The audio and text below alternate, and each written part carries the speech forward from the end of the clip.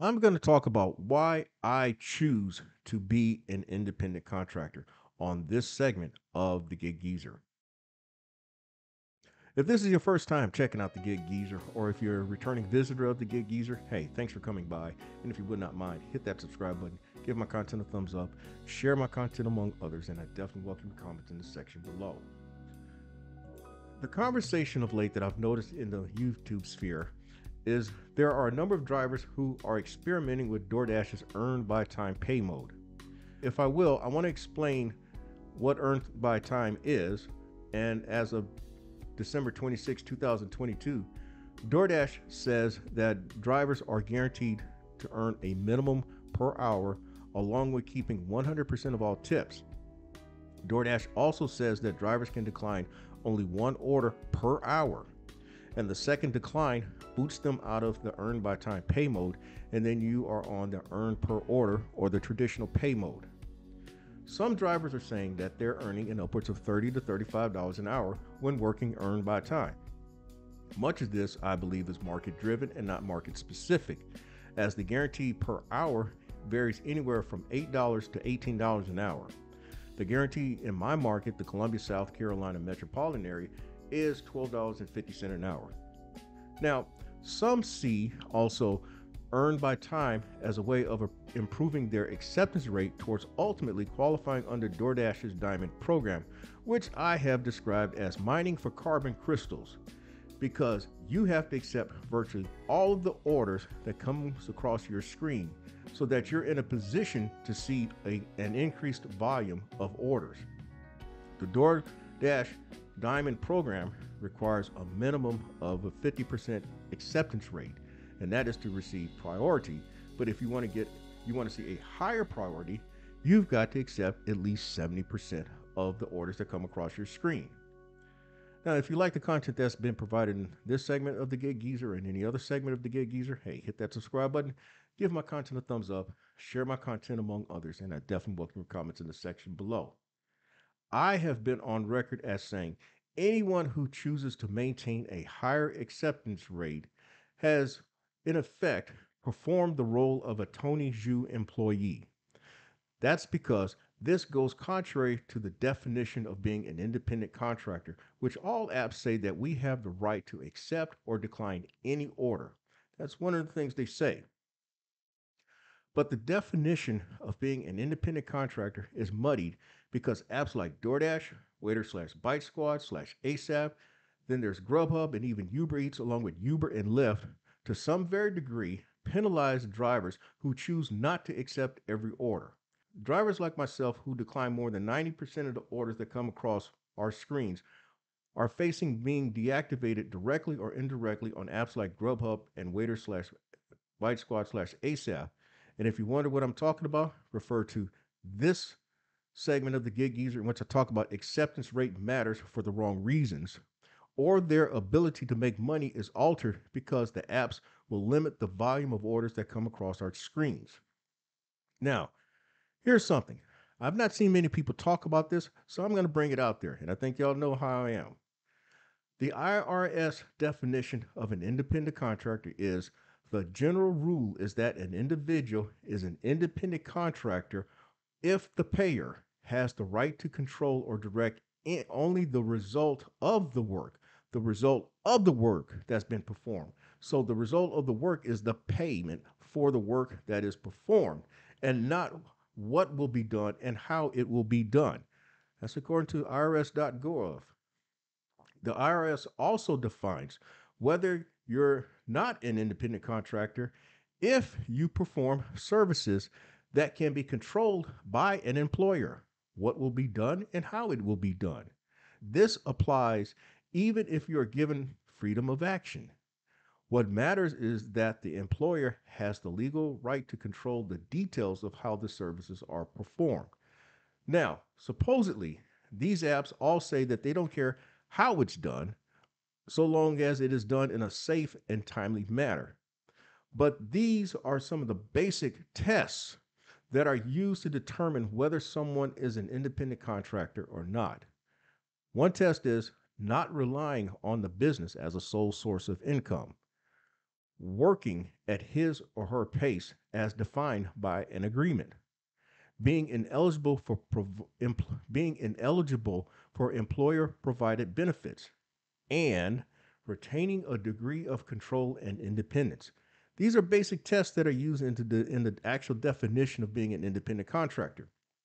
Now, that last part that I talked about, retaining a degree of control and independence, that part is something apps like DoorDash, Uber, GrubHub, UberEats, Lyft, Waiter slash ASAP slash Bite Squad, that is, have all distorted. They have advertised how we can control the hours we work and we have the independence, as if there is no direct supervision of whom we're answering up to.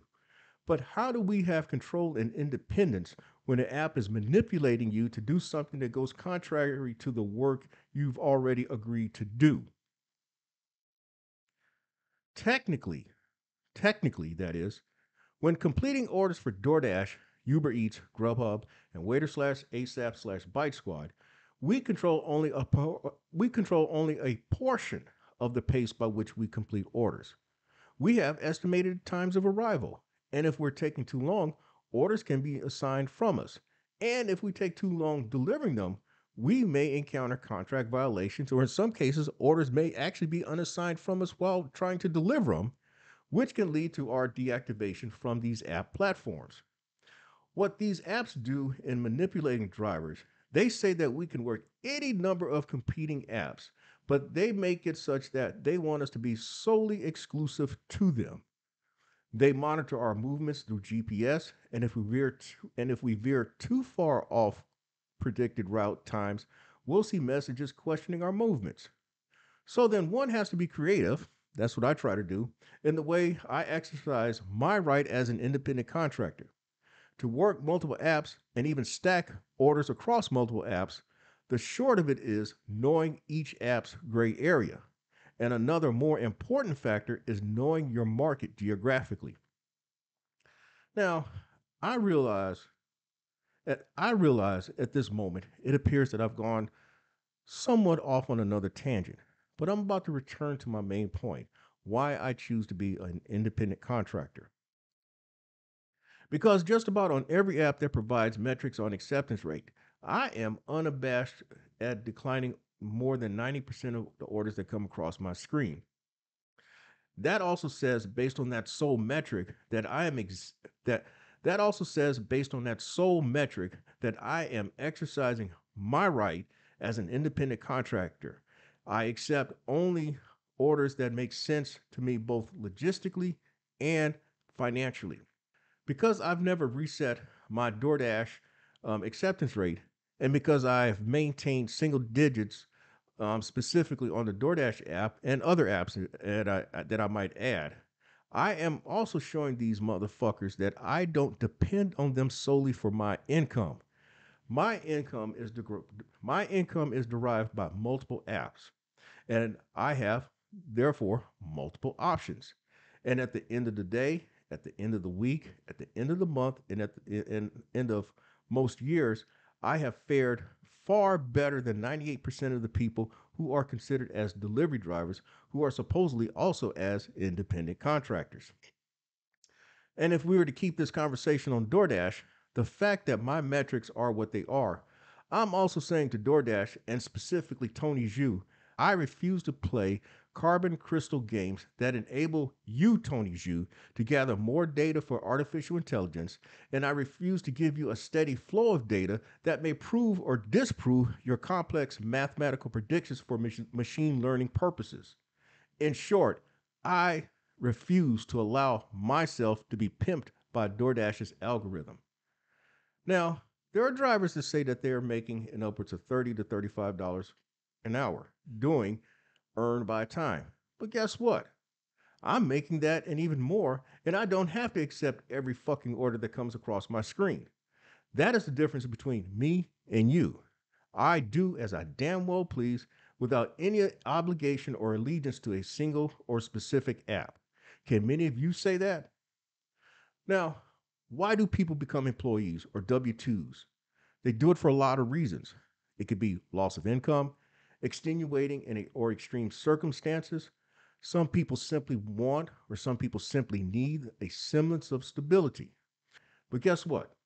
You who are performing the work of an employee, when you accept more than 70% of the orders coming across your screen, you get nothing in return. You get no benefits, you get no medical, you get no dental, you get no vision, you get no long or short-term disability. All you get is a fucking status. And you get an icon that omits or misrepresents the true dollar amounts that you may be earning.